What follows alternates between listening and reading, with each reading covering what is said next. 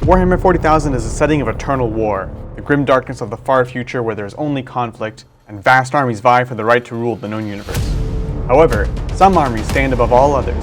They have gained great fame or infamy through great deeds and epic victories. These armies have become tough, grizzled veterans, and over time have developed their command structures and fighting styles to reflect this. Many of these stories exist within the pages of Warhammer 40,000 novels or as short excerpts in codexes. We know them, we love them, and now for the first time, we can play them. These Armies of Renown make their entrance to the game of Warhammer 40k in Warzone Charadon.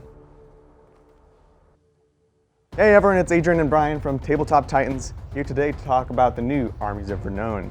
It's a really cool concept. We've seen these armies in the lore and have loved them for a long time, and now we can finally play them.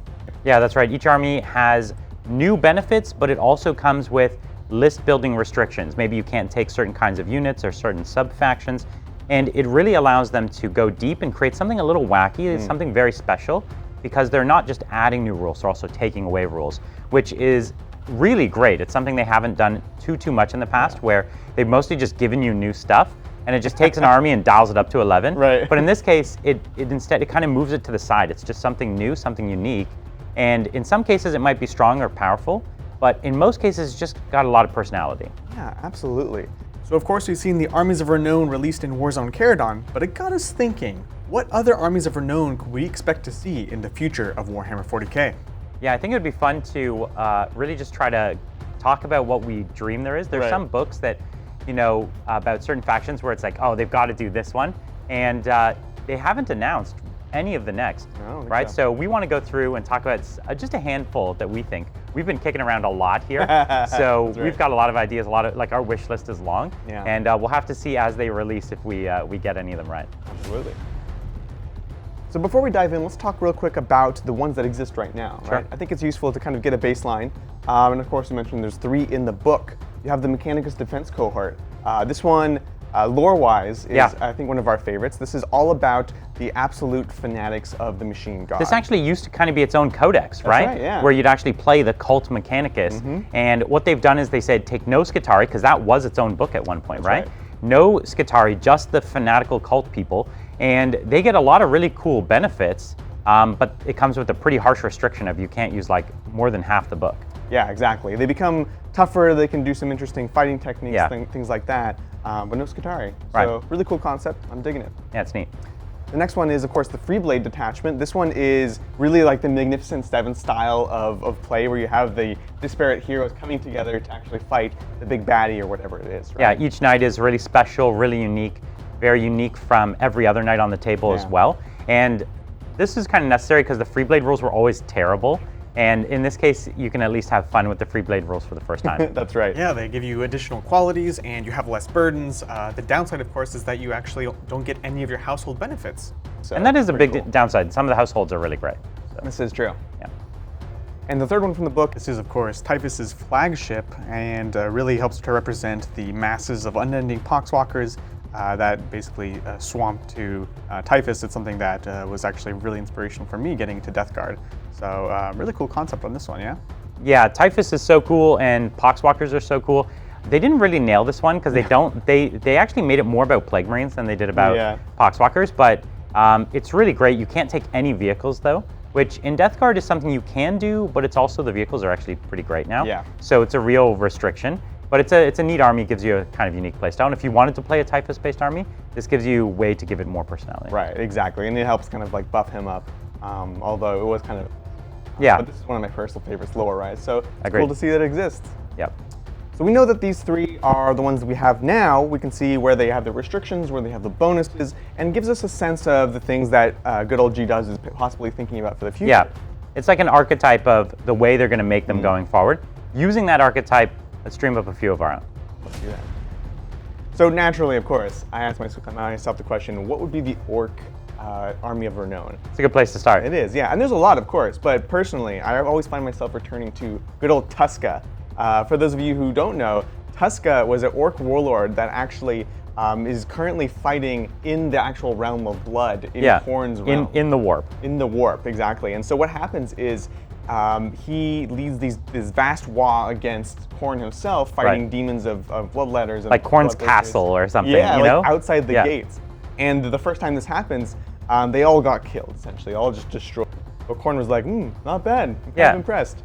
And so he resurrects all of them, and they fight again. And he loves this so much, this actually happens every single day. It's like unending. It's unending, yeah. And both of them love it. Yeah, they both love it and respect each other very much.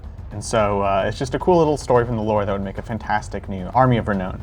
Yeah, I think it would. You could start to give them Khorne-like rules, where they start to get plus attacks and plus strength, and they just go even more berserk than normal. It'd be awesome to paint those like red orcs or something. That's the thing, right? You know, it'd be so cool. And this army needs some sort of restriction. What do you think is the restriction we get this one? Ooh, that's true. So I imagine you have some restrictions on things like flyers and guns, like all that cowardly kind of stuff. That's right. You got to be more brutal. No gits, maybe. No gits, exactly. No grots. So I think that'd be really cool. Yeah. And the thing is, it works really well with the codex that's already there, right? It I think so. invents a new army, but still using the basis. I think that'd be awesome, especially if they had rules for Tuska. Like, you turn this boss into Tuska. That'd be really fun. All right, the next one we want to talk about is for Chaos Demons, which, as you might know, we love them on the channel. We have several of their armies, and this is for Shalaxi's Hunt Pack. Now, this is actually a story from the end of 7th edition. That's right. Where Shalaxi, with the great named Keeper of Secrets, was hunting down Yvraine and the Incarn. She led this big hunt pack of other keepers, Slanesh demons, things like that. It's like a conclave of keepers. Yeah, it is. Which is kind of, in a funny way, it's like one of the strongest ways to play the army right now. Right? So we're really supercharging this faction. This is a power gaming move we're doing here. It definitely is. So I guess the restriction would be naturally you can only be Slanesh. That's probably theoretically enough of a restriction. It could even require you to have at least a keeper. And they would probably be all about hunting characters. Right. Like better reroll hits or against characters or be able to pile in towards characters, things like that, right? That'd be super cool. This one would be one that they'd have to be careful to not make too powerful. But on the other hand, the character seeking abilities are generally pretty tough to use. So yeah, they're not widely applicable. Yeah. So this could be cool. I like it. So this is a one that we've wanted for a while personally, and this seems like a perfect opportunity to talk about it. Okay, this is us.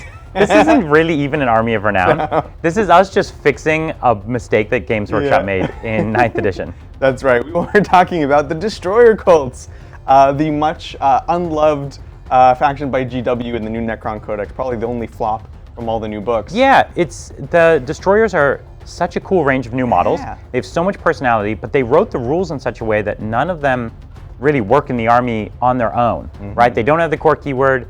They don't get to get command protocols unless you have another overlord to babysit them, even though you have destroyer characters, you know. And so we really want them to make it so that you can play a destroyer-only army. And I would go so far as to say that's like the restriction. You can have only destroyers in your army, and they really need to make it a viable faction unto itself. That'd be really cool. And you could do things like giving the Scorpec Lord the Overlord keyword. Maybe you enable My Will Be Done somehow. Really cool things that kind of give them those abilities. They're like crazy killers. So yeah, give them the ability, like maybe really good fight twice strat, or pluses to charge, or maybe advance and charge even would be crazy for them. Oh, that would be so cool. Right? And if you took the restrictions far enough, like if you said this army can't even have warriors, right? Then you do have to give them a lot to make it work. Yeah, I would love to see this. But it would be really cool. Right? Actually, it would be sad in a way because you wouldn't be able to use it as part of your normal army. Yeah. So it would just be like a tease of, hey, this is how cool they could be, but nope, you don't actually get it. That's right. That would be part of the course. That's right. So the Chaos Space Marines are steeped in lore, and to be honest, there's a million Armies of Renown you could do for them. There really is, actually. Right? They've written so many books about different aspects of the Crusades and things like that, and you could base so many armies around it. Yeah, absolutely. I think for this one, though, we're going to have to go with Huron Blackheart and his Red Corsairs, of course, a classic bad guy from Warhammer, and was first appeared in the Badab Wars campaign. And Space Chaos Pirates. Right? What more do you want? Who doesn't love that? Yeah. So cool. So, of course, naturally, it's going to have to be a Red Corsairs detachment, and I also imagine some sort of restriction on vehicles in order to keep it thematic as a raiding force kind of army. And I imagine they would have piratey kind of tricks, right? That would be great. And just, as you're saying, some utility stuff, maybe they can fight and then fall back and just play tricks on the opponent and be a more tricksy kind of army, which isn't what Chaos Space Marines are normally about. 100%. All right, next up we have Tyranids. Everyone loves Tyranids. Oh, of course. Right? And this is actually one of the cases where we kind of look to previous rules, previous detachments and formations If you know what that means, then They'd done some interesting things in the past, but none of them really translated perfectly to what we were thinking of here. Yeah, so what we looked at was actually the 7th edition Blood of Baal campaign supplement, which is of course Hive Fleet Leviathan fighting against the Blood Angels, and there were a number of really interesting flying type detachments and formations. Sure. Including one with a giant unit of Hive Tyrants, which was it was cool. like you could make a unit of Hive Tyrants. Yeah. So talking about restrictions, of course, you'd be Hive Fleet Leviathan, and we were imagining you could actually go so far as to require that every single unit have the fly keyword. Yeah, and there's a lot of things that actually hover and they have the fly keyword, right? Exactly. And so there's actually a lot in the book that has fly, and you could say that it's like a sky force, like it's fighting battles in the air. Yes. And you can only take flying units, maybe gargoyles become troops. I can see that. And you just give the army maybe a lot more speed than it's had before. Again, a lot of utility in its ability to get around the battlefield, and it could be really cool. But just for a bonus, we need to have that Hive Tyrant squad in there as well. Yeah. I want a squad of Hive Tyrants, and they need to do something to make them actually fight good enough. They actually go to like the next level. Yeah, they need to be great. So this next one is a super fun one. Oh yeah. This is for Astra Militarum, and of course, we had to go to the catechins. Yep. It's funny actually, in the current codex, this is under a section that is literally called Armies of Savage Renown. So it takes us to the next level. Yeah, this is not just Renown, this is Savage Renown. That's right. So this is, of course, the Swamp Rats. This is Catechin 18th, and they're really funny actually. They're led by Colonel Gator, and they got their fame by fighting the Tyranids in a true Predator fashion, and they actually were able to defeat them by hiding their scent by putting Tyranid musk all over them to actually be able to hide better. So yeah, just true Predator fashion here. And really the Catechins are already like full Predator. This just takes them all the way. Yeah, exactly. And we really like this idea of make it a Catechin infantry force, and they're all about being sneaky jungle fighters. So we're going hard, no vehicles. None at all. And this is Astra Militarum, so that's a big deal. Now we really need to level up the guard. We want them to have like infiltrate tricks, or pop up here and there, like come off the board and come back over here. And we want them to fight and shoot even better. Yeah, and if you're not going to be bringing any tanks, then you need ways to really push the damage. So you need to take the characters and make them stronger. You need to take the base infantry and make them fight like way better. Yeah. And you need to take the las guns and have like strats that allow them to pump up some AP. That'd be so cool. I would love to play this army. I think this would be really great. All right, last up we have the Genestealer Cult. This one takes a look at a concept that is suggested in the current Armies of Renown, and that is actually cross-faction abilities. In this case, we're looking at the Bladed Cog for the ability to actually mix and mingle with Adeptus Mechanicus units, much in the same way that they do with other Brood Brothers.